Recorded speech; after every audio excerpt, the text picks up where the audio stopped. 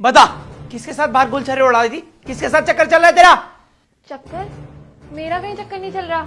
ये क्या बोल रहे हो आप? अच्छा, तो इसका मतलब मैं अंधा हूं ना?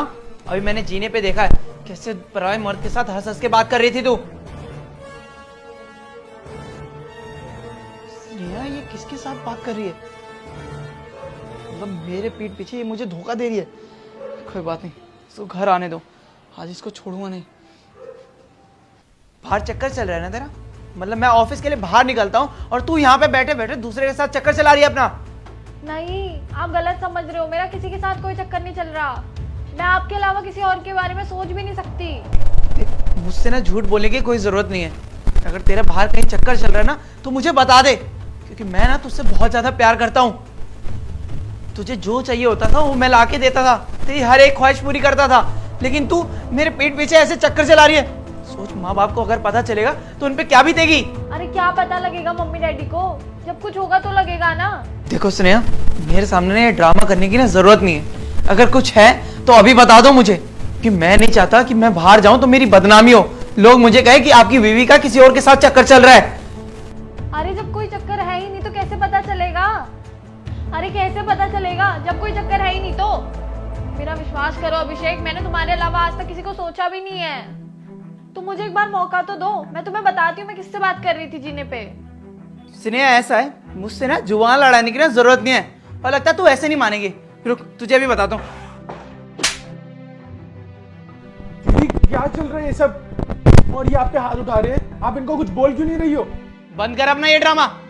मुझे ये बता, तेरी हिम्मत कैसे है मुझे चाटा मारने की? और इसको बहन क्यों कह रहा है? मुझे अच्छे से पता है तू इसका भाई नहीं, तू इसका आशिक है।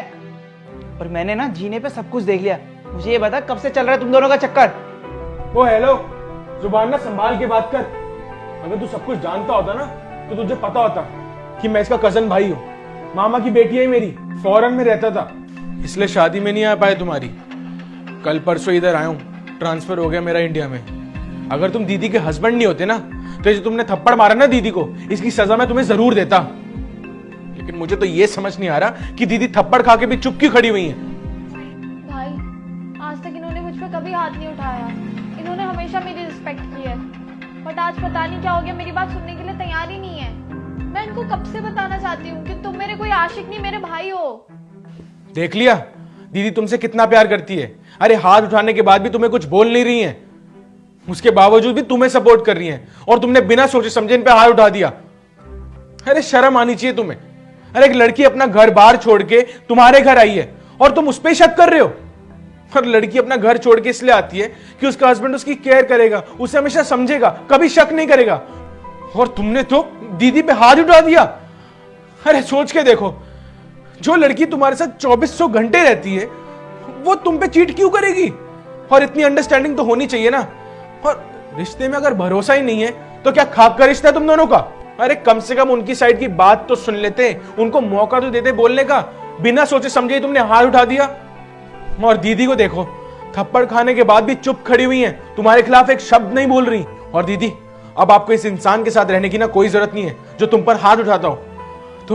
तुम चलो मेरे साथ, मैं मम्मी पापा को सब कुछ बताऊंगा और वो तुम्हें समझेंगे। चलो। मैंने आज तक इसके ऊपर हाथ नहीं उठाया, आप बेशक पूछ लीजिए, लेकिन मैं किसी और के साथ देखता हूँ तो मुझे जलन फील होती है। मैं प्यार करता हूँ इससे बहुत ज़्यादा, तो मैं नहीं चाहता ये किसी और के साथ रहे। बस इसीलिए मैंने ये सब कर दिया। मुझे माफ़ कर दीजिए। और मुझे बिल्कुल भी नहीं पता था कि आप दोनों भाई बहन हैं। मैंने जाने अनजाने में किया। आप प्लीज़ इसे घर मत ले जाइए। मैं इससे बहुत ज़्यादा प्यार करता हूँ। मेरा इस दुनिया में इसके अलावा और कोई नहीं है। आप प्लीज़। बिल्कुल नहीं। नहीं नहीं भाई, तू जितना बुरा इनको समझ रहा है उतने बुरे नहीं है वो। बहुत अच्छे हैं और मुझे बहुत प्यार भी करते हैं। देख, ये हम दोनों के आपस का मामला है, हम दोनों संभाल लेंगे। तू जा। ठीक है दीदी, जाता हूं मैं। आप बस अपना ध्यान रखना, और आपको किसी भी चीज की जरूरत हो ना तो एक कॉल कर देना। आपको तो पता ही है, ऊपर वाले फ्लोर में शिफ्ट हुआ हूं मैं।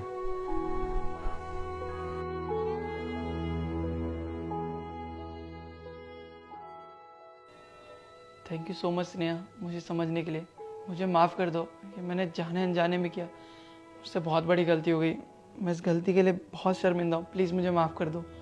कोई बात नहीं, तुम्हें तुम्हारी गलती का एहसास हो गया वही बहुत बड़ी बात है। बट आगे से किसी के ऊपर हावी होने से पहले उसकी पूरी बात सुन लेना। ठीक है स्नेहा।